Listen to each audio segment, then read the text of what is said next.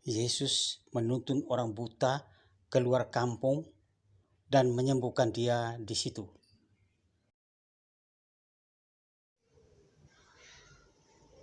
Salve sahabat Katolik.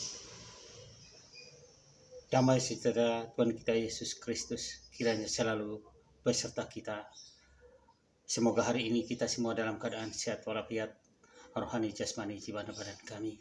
Seandainya ada yang sakit, marilah kita berdoa bersama-sama.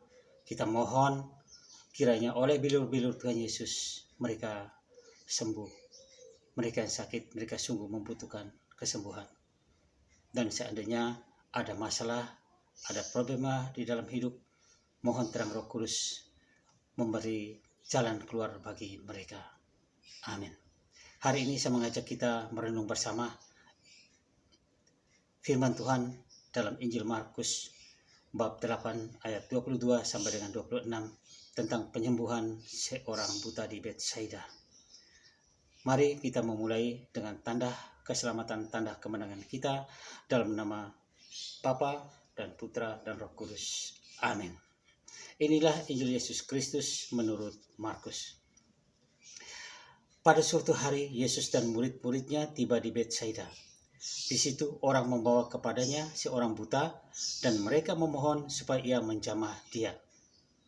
Yesus lalu memegang tangan orang buta itu dan membawa dia keluar kampung.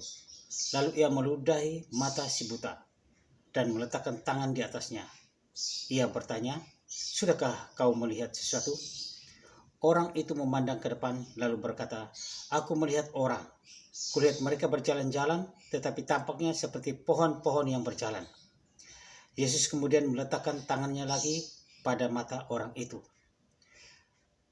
Maka orang itu sungguh-sungguh melihat dan telah sembuh, sehingga ia dapat melihat segala sesuatu dengan jelas. Sesudah itu Yesus menyuruh ia pulang ke rumahnya dan berkata, "Jangan masuk ke kampung." Demikianlah sabda Tuhan. Terpujilah Kristus. Sahabatku, saudaraku yang terkasih, mari kita merenungkan bersama tentang mujizat penyembuhan seorang buta. Banyak kali Yesus telah menyembuhkan mujizat, membuat mujizat dan menyembuhkan banyak orang, terutama orang buta, tuli, bisu, dan kerasukan roh jahat. Semuanya ini adalah gambaran hidup di dalam kita. Orang bisu, orang tuli, orang buta, semua itu ada di dalam kehidupan kita di atas muka bumi ini. Hari ini kita akan melihat secara khusus Yesus menyembuhkan seorang buta di Betsaida. Orang buta yang matanya dijelikan Yesus sungguh mengalami hal yang serba baru. Jamahan tangan Yesus telah mendatangkan keselamatan bagi dia. Bukan hanya mata jasmanianya yang disembuhkan, tetapi juga mata rohanianya, mata hatinya juga disembuhkan, sehingga ia bisa melihat karya agung keselamatan Allah di dalam perbuatan Yesus Kristus. Hari ini Markus dalam Injilnya mengisahkan sebuah peristiwa mujizat penyembuhan seorang buta di kota Betsaida. Kita melihat sebentar kota Betsaida, kota kecil ini. Juga Yesus pernah membuat mujizat pergandaan 5 buah roti dan 2 ekor ikan bagi makan orang 5.000 banyaknya. Di kota ini juga berasal 3 murid Yesus, yaitu Simon Petrus, Andreas, dan Filipus. Mereka bertiga ini adalah nelayan, sebagaimana profesi kebanyakan penduduk kota Betsaida. Ketika tiba di Betsaida, sejumlah orang baik hati penduduk Betsaida membawa seorang buta mata kepada Yesus dan mereka memohon agar Yesus mau menjamahnya mata kawan mereka itu dan mohon disembuhkan. Yesus mengabulkan permohonan mereka dan Yesus mau menyembuhkan orang buta itu. Lalu Yesus memegang tangan orang buta itu dan menuntunnya berjalan keluar kampung. Demikianlah tulis Markus dalam Injilnya. Kiranya si buta ini dapat merasakan aliran kasih dari tangan Yesus yang memegang dia. Kiranya orang buta ini tahu bahwa ini orang hebat, orang luar biasa, orang yang akan menyembuhkan dia yang sedang memegang tangannya, yaitu Yesus Kristus. Tentu saja tangan yang mencintai akan mengalirkan cinta. Tangan yang ilahi akan memberi pengaruh secara ilahi kepada si buta. Si buta dibawa keluar kampung dengan maksud agar sekurang-kurangnya si buta meninggalkan pengaruh-pengaruh hidup lamanya, pengaruh kebiasaan hidup penduduk Betsaida yang keras kepala, skeptis, dan tidak mau percaya serta tidak mau bertobat kepada Tuhan. Sekarang tinggal Yesus dan si buta itu serta beberapa orang, yaitu para murid dan teman-teman yang baik hati dari orang buta itu. Maka saatnya Yesus beraksi mulai menyembuhkan si buta itu. Yesus membuat sebuah ritual kecil, yaitu dengan meludahi mata orang buta itu dan meletakkan tangan ke atasnya sambil menanyakan hasilnya kepada orang buta itu. Ludah dan tangan Yesus sebagai sarana untuk menyalurkan secara visual apa yang secara rohani mau diberikannya kepada orang buta itu. Dengan ludah dan jamahan tangan Yesus, orang buta itu tahu bahwa ia sedang dalam proses penyembuhan. Lalu Yesus bertanya, "Sudahkah engkau melihat sesuatu?"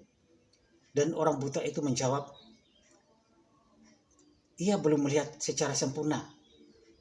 Ia melihat tapi samar-samar. Ia melihat manusia seperti pohon yang bergerak-gerak. Lalu Yesus meletakkan tangannya kepada si buta itu lagi untuk kedua kalinya. Lalu orang buta itu sungguh-sungguh sembuh. Ia dapat melihat segala sesuatu dengan sangat jelas. Sahabatku, saudaraku yang terkasih di dalam Kristus. Setelah menyembuhkan orang buta itu, Yesus menyuruh dia pulang ke rumahnya dan jangan masuk ke kampung. Berarti jangan masuk ke kota Betsaida, kota orang-orang yang tidak mau bertobat. Kita tahu bahwa Yesus pernah mengutuk kota Betsaida karena hatinya yang mengeras dan menolak untuk bertobat. Kita bisa baca di dalam Matius bab 11 ayat 21 sampai dengan 22. Karena alasan itu juga kiranya satu-satunya peristiwa di dalam Injil, Yesus harus menyembuhkan orang sampai 2 tahap, yaitu pada orang buta ini. Yesus melarang ke kampung atau masuk ke kota Betsaida karena orang buta itu telah sembuh. Itu dia sungguh-sungguh mengalami hal-hal yang baru. Ia beroleh karunia belas kasih Tuhan. Ia disembuhkan bukan hanya mata jasmania saja. Ia bisa lihat sebagai orang normal. Tetapi juga ia disembuhkan mata rohanianya, mata hatinya, sehingga ia boleh melihat karya-karya agung keselamatan dari Allah. Kalau ia masuk ke dalam kota Betsaida, orang yang tidak mau peduli dengan karya Allah, orang yang tidak mau bertobat, orang yang tidak mau kenal mujizat Yesus, jangan sampai ia akan terpengaruh. Maka Yesus melarang dia untuk masuk ke sana, tetapi pulang ke rumahnya, pulang ke tempat asalnya. Ia menjadi orang sebagaimana orang normal yang lain. Sahabatku, saudaraku yang terkasih di dalam Kristus. Orang buta yang disembuhkan Yesus melihat segala-galanya dengan jelas dan terang. Ia sungguh mengalami hal-hal yang baru. Peristiwa ini menjadi bahan permenungan yang menarik bagi kita para murid Kristus, bagi kita para pengikut Kristus, juga di zaman now. Kita tahu bahwa murid Kristus sudah sekian lama mengikuti Yesus, terutama para rasul, dan menjadi saksi karyanya yang ajaib.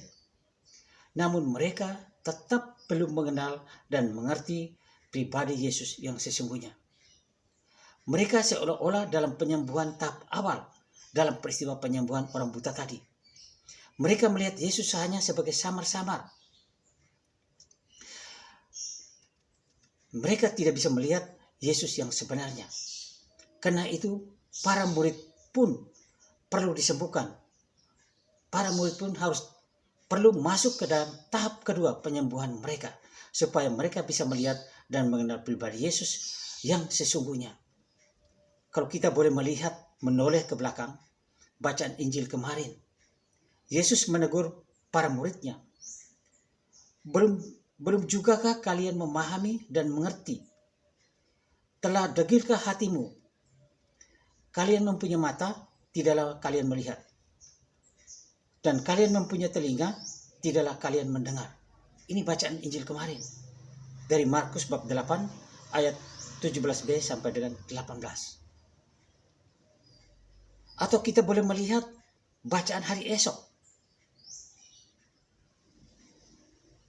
di mana Yesus setelah menyembuhkan orang buta, dia berjalan pulang dari Betsaida masuk ke kota Kaisarea Filipi. Dalam perjalanannya Yesus bertanya kepada murid-muridnya, siapakah aku ini, kata orang. Banyak para murid jawab ini dan itu, tetapi Petrus menjawab, engkau adalah Mesias. Ya betul, Yesus adalah Mesias. Tapi Mesias dalam pemahaman Petrus itu tidak sesuai dengan pribadi Yesus. Petrus mengatakan Mesias dalam pemahaman yang keliru. Pemahaman orang-orang Yahudi yang bertentangan dengan pemahaman Mesias di dalam pribadi Yesus. Sahabatku, saudaraku yang terkasih di dalam Kristus. Hal ini menunjukkan bahwa para murid Yesus juga belum mengenal pribadi Yesus secara tepat dan benar. Mereka juga masih mengenal Yesus secara samar-samar. Tapi puji syukur karena mereka disembuhkan sebagaimana penyembuhan tahap kedua dalam penyembuhan si tuli ini, yaitu pada waktu Pentakosta Roh Kudus turun atas para rasul dalam Kisah Para Rasul, dan mereka semua menjadi terang benderang dalam terang Roh Kudus. Mereka mengenal siapa Yesus, mereka tahu pribadi Yesus yang sejati, pribadi Yesus yang benar, dan mereka mewartakan ke seluruh ujung dunia. Karena ini semua sudah dijanjikan oleh Yesus sebelum ia naik ke surga. Sampai saat ini banyak orang belum mengenal Yesus secara tepat dan benar. Lihat saja, di mana-mana ada wajah Yesus. Banyak wajah Yesus di mana-mana. Tetapi pemahaman tentang pribadi Yesus yang berbeda-beda. Kita gereja Katolik harus tetap mengenal Yesus dari perwataan para rasul dengan tradisinya lewat paus dalam hierarkinya. Kita harus mempunyai iman akan Yesus Kristus dari iman rasuli. Iman rasuli, para rasul yang diterangi Roh Kudus pada waktu Pentakosta. Para rasul yang mengajar ke seluruh dunia oleh karena utus Yesus setelah menerima Roh Kudus pada waktu hari Pentakosta sesuai dengan janji Yesus. Inilah iman rasuli, inilah iman yang harus kita ikuti di dalam gereja Katolik lewat para paus dan pengganti-penggantinya, dan juga tradisi-tradisi para rasuli. Kalau kita tidak paham, kalau kita tidak mengenal Yesus secara benar, maka tugas dan karya misi kita akan tidak benar. Tidak sesuai dengan apa yang dikehendaki oleh Yesus. Sebagaimana orang buta, gambaran orang yang tidak berdaya dan tak mampu berbuat apa-apa. Dia tidak tahu arah hidup yang jelas, dan itu dia perlu dibimbing, perlu disembuhkan kembali. Sebagaimana orang bisu, orang tuli yang disembuhkan kembali pada tahap kedua. Karena itu kita harus berani membiarkan diri kita disembuhkan dari kebutaan kita, disembuhkan dari disembuhkan oleh kuasa Roh Kudus. Disembuhkan dari kebutaan kita oleh kuasa Roh Kudus.